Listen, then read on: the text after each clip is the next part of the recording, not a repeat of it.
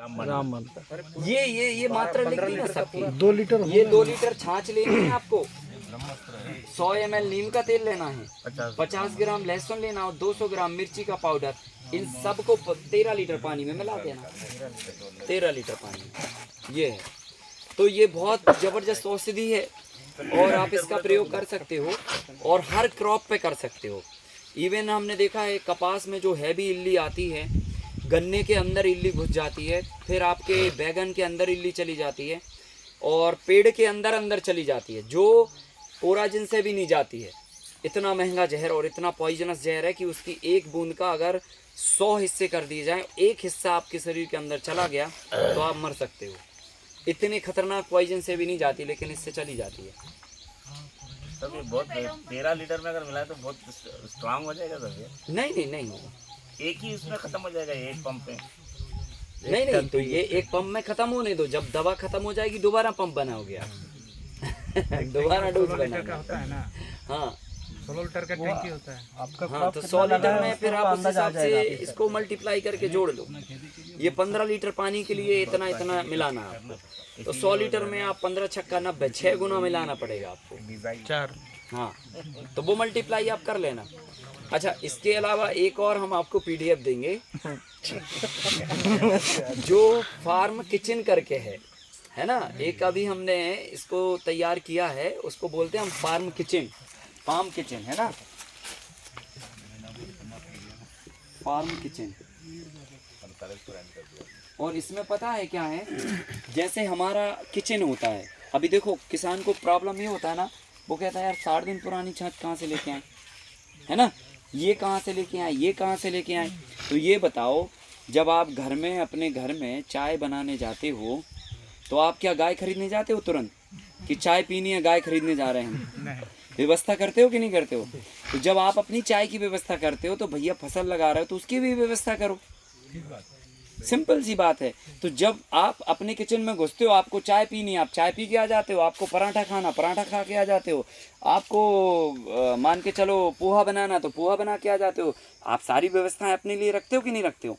Stock में रखते हो, हर चीज़ उठाया, बनाया, खाया, पिया, दूर हुए। ऐसे ही आप फसलों के लिए भी, आपका ये बिजनेस है, बराबर ना, धंधा है ये आपका, रोजी रोटी है, जो भी है। तो इसके लिए आप उतना सीरियस होके काम करिए। क्या चीज़ हमारी फसल को ज़रूरत पड़ सकती है, वो चीज़ आपके स्टॉक में होना चाहिए। ये नहीं कि जब ये ज़रूरत पड़ी तो अब ये कहाँ मिलेगी, नहीं मिलेगी तो साहब होएगा ही नहीं। अब ये कहाँ मिलेगी ये हम थोड़ी बताएंगे, ये तो आपको स्टॉक करना है। ऐसे बहुत महान लोग हैं। एक दिन एक भाई का फ़ोन आया हमारे पास 2:35 पे रात पे, तो उसने लल्लन टॉप वाला वीडियो देखा होगा। उसमें हमने बोला था, वैसे हम हर ही जगह बोल देते हैं कि 24 घंटा आप कभी भी कर सकते हो हमसे तो उसने 2:2.5 पे हमको फ़ोन किया, 2:35 पे। बोला साहब जो है ना, आपको बुरा तो नहीं लगा? मैंने कहा बिल्कुल नहीं बोले आपने बोला है इसलिए मैंने फ़ोन किया। मैंने कहा हाँ अच्छी बात है, हम तो अभी जाग रहे हैं, व्हाट्सएप कर रहे हैं, निपटा रहे हैं। बोलिए क्या बात है? बोले साहब हमारी खेत में फसल में इल्ली लगी हुई है, क्या करें?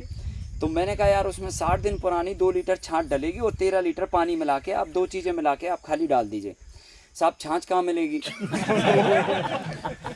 मैंने कहा यार अपने गांव में पता करो। तो बोले 60 दिन क्या ताज़ी छाछ नहीं देता कोई, मतलब ताज़ी छाछ नहीं है तो 60 दिन पुरानी तो मुश्किल है। तो मैंने कहा सुबह 8 बजे की बस पकड़ के फिर सागर आओ तो आपको हम छाछ दे देंगे। तो कुल मिला के देखो ऐसा है कि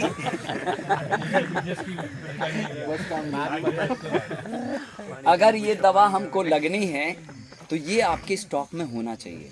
ये सीरियस बात है भाई। आप सोचो, आप चाय बनाने की सारी विधि रखते हो अपने यहाँ, अदरक भी रखते हो, इलायची भी रखते हो, शक्कर भी रखते हो, दूध भी रखते हो, गैस भी रखते हो, डोंगा भी रखते हो और उसमें डालने वाली चाय पत्ती भी रखते हो। ऐसा नहीं होता कि हर चीज़ के लिए आप अलग अलग से, अरे अब चलो गाय लेने जा रहे हैं, अब शक्कर लेने जा रहे हैं, अब दूध लेने जा रहे हैं, तभी व्यवस्था बनेगी, तभी चाय बनेगा। ऐसे नहीं होता ना, तभी ऐसे आपको भी नहीं करना। इसलिए ये सारा जब आया प्रॉब्लम तो इसको लेकर हमारे दिमाग में एक आइडिया आया कि जैसे इंसान का किचन होता है ऐसे हमारे फार्म का भी किचन होना चाहिए। तो हमने उसको फार्म किचन नाम का एक पीडीएफ बनाया उसके अंदर जो है ना,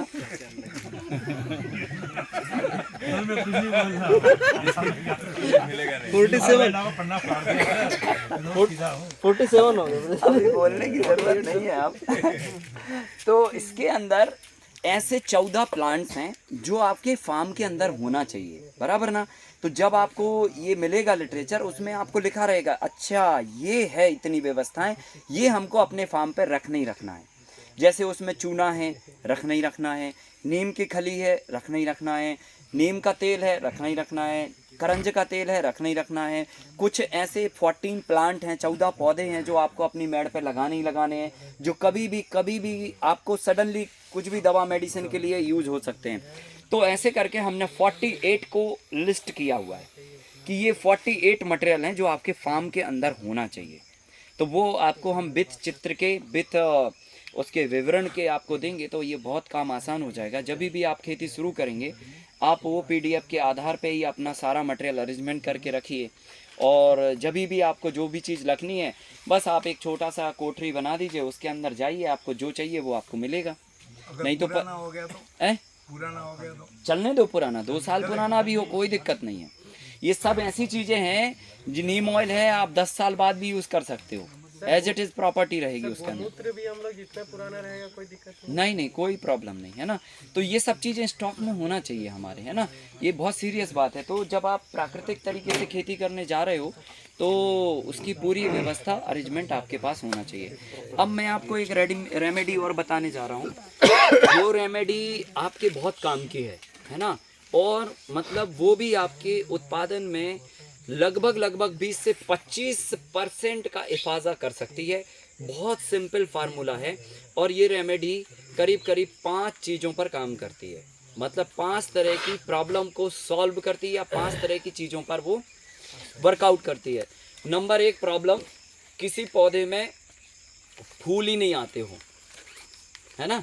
मतलब वो पेड़ बना खड़ा है, कभी फूल फल आ ही नहीं रहे उसमें, या पहले आ रहे थे अब बंद हो गए, अब नहीं आ रहे। तो ऐसे पौधे जिनमें फूल नहीं आ रहे हों, उस पर काम करेगी ये दवा जो हम बताने जा रहे हैं। दूसरी, अगर किसी पौधे में फूल आ रहे हैं लेकिन वो झड़ जाते हैं साहब, है ना, फल नहीं बन पाते, फल के पहले ही झड़ जाते हैं, उस पर भी काम करेगी। तीसरा, अगर किसी पौधे में फूल भी आ रहे हैं, फल बन जा रहे हैं, लेकिन फल झड़ जा रहे हैं, मतलब फल बनते ही झड़ जाते हैं। चौथा है कि फूल आ रहे हैं, फल आ रहे हैं, फल झड़ नहीं रहे, लेकिन पकने के पहले झड़ जा रहे हैं। बात समझ रहे हैं ना, ये प्रीमेच्योरिटी कहलाती है ना, कि पकने की स्टेज आई, अभी हम देख रहे हैं कि चलो 5 दिन में ये पक जाएगा, और वो कल ही गिर गया। तो पकने के पहले गिरना, ये प्रीमेच्योरिटी कहलाता है। ये चौथा सिम्टम्स है। और 5वां ये कि किसी पौधे में फूल फल सब आ रहा है, लेकिन संख्या में कम आ रहा है, संतुष्ट नहीं है आप उससे उतना, आपको लगता है कि इतना बड़ा पेड़ है, इसमें इतना तो आना चाहिए, अगर कम आ रहा है तो भी ये काम करेगा। ऐसे 5 तरह की प्रॉब्लम्स को हैंडल करता है। और इसके लिए आपको चाहिए देसी गाय का कच्चा दूध, भारतीय नस्ल की गाय का कच्चा दूध चाहिए 1/2 लीटर, 500 ml कच्चा दूध। मतलब गाय से आपने धोया और बिना उबाले, बिना फ्रिज में डाले, जो भी आपने दूध लिया वो 3 घंटे तक यूज़ हो जाना चाहिए। जैसे 6 बजे आपने गाय लगाया है सुबह, तो 8-9 बजे तक आप उसका इस्तेमाल कर लो। तो गाय से दूध धो और फिर जाके आप पंप में स्प्रे में डालो और जाके स्प्रे करो। तो क्या करना, आधा लीटर कच्चा दूध देसी गाय का, और उसी में आप मिलाओ प्योर हनी, शहद 50 ml, ठीक है। तो 50 ml आपने उसमें शहद घोल ली, तो आधा लीटर दूध में पहले ही शहद मिला देना, और फिर उसको पहले घोल लेना, फिर उसमें 15 लीटर पानी ऐड करना। नहीं तो शहद ऐसे 15 लीटर में डालोगे तो वो घोलते नहीं बनेगी आपसे फिर प्रॉपर, ठीक है। तो आधा लीटर दूध में 50 ml शहद पहले ऐसे घोल लेना, और घोलने के बाद फिर 15 लीटर पानी वो टोटल मिला के कर लेना। अभी ये दूध और शहद की जो रेसिपी है, ये आप किसी भी पौधे पे आप स्प्रे मार दो, इवन अगर कोई पौधा मन बना के बैठा कभी नहीं फलूंगा, ठीक है, उस पर आप 2 स्प्रे मार दो, फूलना फलना चाहेगा। ये इतना सॉलिड चीज़ है। अच्छा, ये होता क्यों है ये भी बता देता हूँ। ये प्लांट्स के डिसऑर्डर्स कहलाते हैं बेसिकली। ये हार्मोनल अनबैलेंस के कारण होता है, और ये पेड़ पौधों ही में नहीं होता, ये इंसानों में भी होता है। है ना, जानवरों में भी होता है, गायों में भी होता है ना, इनफर्टिलिटी है ना, बच्चा नहीं ठहर रहा है, इस टाइप की जो प्रॉब्लम होती हैं, यही तो इनमें ये प्रॉब्लम है। हार्मोन्स बॉडी के बिगड़ जाते हैं, तो हार्मोन्स जब तक रिपेयर नहीं होंगे तब तक ये प्रॉब्लम सॉल्व नहीं होगी। तो हमें हार्मोन्स को ठीक करना होता है। तो बेसिकली ये जो दवा है ये प्लांट्स के पूरे मेटाबॉलिज्म को, पूरे हार्मोन्स की स्थिति को रिपेयर कर देता है।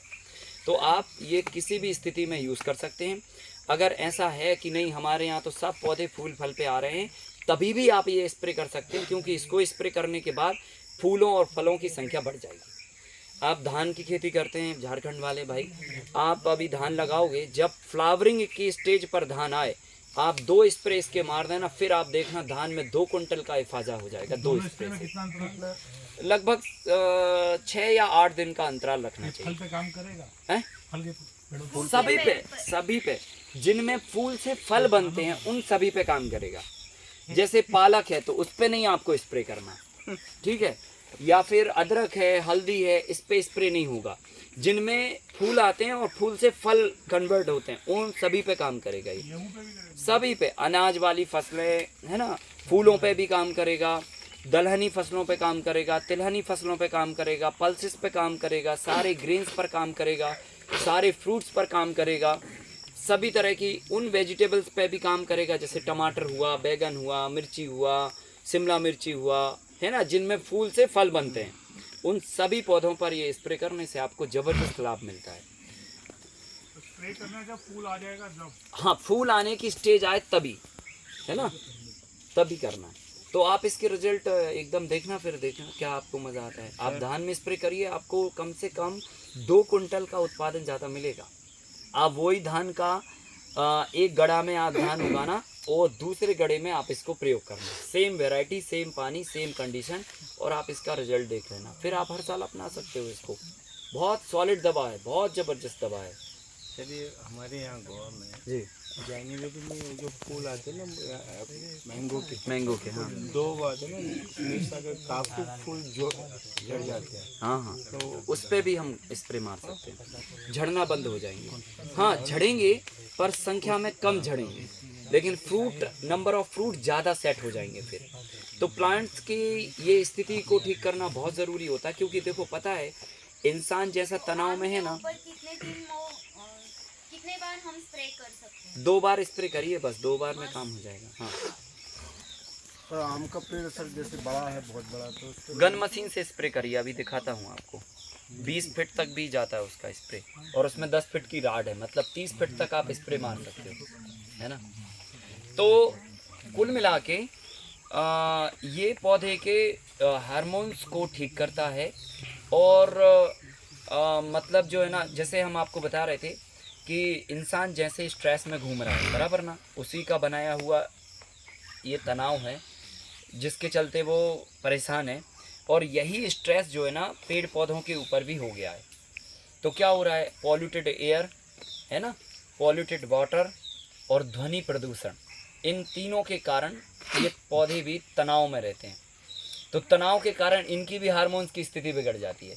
ये जो गड़बड़ियाँ आ रही ना, जो आप बता रहे हैं ये हो रहा है ना, सूख रहा है, वायरल आ रहे, फिर अभी ये साल तो आमों की बहुत ख़राब स्थिति रही है ना, मतलब जो है ना, एक बार तो मोर आया और वो एकदम पता ही नहीं चला कभी गिर गया, झटके से गिरा, फिर दोबारा आया तो कुछ ठहरा, कुछ गिर गया, इस तरह से बहुत ख़राब स्थिति रही इस बार मैंगो की। तो ये जो चीज़ें आ रही हैं ये तनाव के कारण आ रही हैं बेसिकली।